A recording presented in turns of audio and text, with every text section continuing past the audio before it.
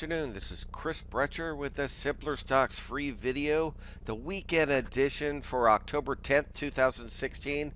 It's Sunday at about 3:43. Just got back from Austin real late last night, so I'm ready to go over everything. Only problem is that everybody has to realize is whatever I show you, and I know this is the free video, but whatever I show you with the indexes close to breaking down and this and that, this was all before all the revelations of that secret tape that's so controversial, plus Sunday's debate. So anytime that I'm sitting here saying we're this close to breaking down, you have to realize that this could be a completely different animal at 6 p.m. Eastern tonight when the market starts trading, where the ESs start trading. It's very possible market could be a lot higher if they think Trump is leaving, or it could be something else if Trump decides to just leave. So I don't know what to think yet. This is how I'm going to show you how we do it. I'm going to first sum up the indexes. I'm going to give you a probability on my side. This is what happened on Friday. With the ES is down 10, NASDAQ down 1250, Russell down 15, and we're going to get into that. That could be significant. But like I said, with everything at the lower part of its range, obviously you think we're going to break, but we don't know yet, and I'm going to go over this. Bonds up 8. Bonds have had a terrible week, and they finally had a little uptick. Industrial's only down 28. The SPX down 7. Transport's down 71, getting right back to its breakout area. We'll go over that. I'll try to go over that also. Gold up a little. Crude oil down a little. Dollar down a little. Like I said, this dollar, there's going to be some fireworks tonight with the dollar, the Mexican peso, and so on. Be very interesting. Advanced decline stayed about minus 1,000 most of the day in here. We had a little late sell-off where we had a big sell-off, then a rally to almost get to only down 5 points, and then it sold off right on the close. You had the VIX up a bit. Usually the VIX goes up prior to a debate anyway, but we'll see what happens when after the debate and what's going on tonight. Believe it or not, the VIX futures trade most of the time also, so you'll be able to get a deal from that. Chinese market was closed all last week. Very interested to see how that opens tonight. You also have the Nikkei was down 160, and you have the German market down about 1% in here. So let me show you what I'm talking about with the whole market. One thing, before I go into anything, I want you to realize what you get with a $7 trial that's good for 30 days. You get the chat room where I'm on from 9 to 10 Eastern every morning. We go over preparation before the opening, then have live trading where we could go over anything going on for the next half hour. Premium videos much more in depth than what you're hearing now, and much more just go over individual stocks and strategies. You have the email alerts, forum, and the meetup. Meetup about every 2 weeks we do a special class that other sites charge for. It gets in our database, and then you have a multitude of videos for free to go over. Most of them average about an hour. A forum is sort of a message board type of way to communicate with other members and for those members to ask me questions. Then the email alerts, which to me is the most important other than the chat.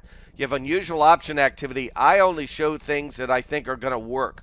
So I'm not going to spout off 100 trades a day and then 3 weeks from now say, this one worked. I just don't think that's the way to do it. You want fewer ideas, but ones that you can latch onto now. We have stock trades and chart ideas. I usually try to post 6 charts a night or in the morning. And index futures charts, and anybody that's on the site knows that there are other sites that are futures sites that they're actually on our site because they think our index and futures charts are really good. So I just want to keep that in mind. The reason I'm showing you all this is I've been showing the ESs, and I've been showing how scared I am of the ESs versus bonds. What I mean by that is if you take a 195 chart on the left, and I love to look at correlations, and you look at bonds on the right, and everything to me seems correlated. What I mean by that is I want you to see the ESs on the left on a daily. Actually, you have to zoom out. The bonds right now undercut this level from the beginning of September. That's like the ES is undercutting this level. That's about 30 points lower. So that's something I'm going to be watching very carefully in here. It all started with the REITs and the utility stocks undercutting their last low. This is before the bonds even started selling off. We were talking about overall, and this is what I'm talking about, our futures charts are as good as anybody's out there, that when it rallied up to this confluence of all these moving averages, it got overbought. That's a perfect time to be shorting. And then I show on the premium videos when to put in your shorts. We always try to combine all of that and show you, even though it's futures, you can apply that to stocks. The idea is when this sold off, this meant that this was going to sell off. This undercut under here, and I'm not just talking about Con Edison. A lot of REIT stocks, other utilities, all undercut like this. As you see, that's like the bonds being down near this fire line. These are called voodoo lines. You don't have to go and buy voodoo lines, even though I love them. But also notice that's a support zone. The idea is both sides are oversold in here. I wouldn't be surprised to see the overall market try to test its lower trend lines and these start rallying. But to get back to it about the ESs, this is what we're watching in here. ESs in this level right here. Go and take a 195 chart, and you can see what that looks like. This is what I think the scenario is going to be, and like I said, we're going to go over this further on the premium side. If the market doesn't really rally on this news with Trump over the weekend, and it's only up like 5 points overnight, that could be enough to really go down. It's always how a market reacts to news. You would think taking out some uncertainty, because I'm sure Hillary Clinton is much higher ahead in the polls than she was 4 days ago. And the market has been reacting that the more that it looks like Hillary Clinton's going to win, the more the market seems to go up. It seems like Trump has a different type of direction toward policies that introduces a measure of uncertainty in the markets. I'm not saying I like or dislike any candidate. All I'm saying is the consensus so far has been that he introduces an element of uncertainty. So if that uncertainty is taken away, you would think the yeses would rally. Like I said, if they only go up a little on that news, that's potentially very bearish, and we'll be watching that tonight and tomorrow morning. The Russell, this was an interesting one also. This just looked like it was going to break out here, but don't give up hope yet. I know it's under these moving averages, but also realize that it still has this nice structure.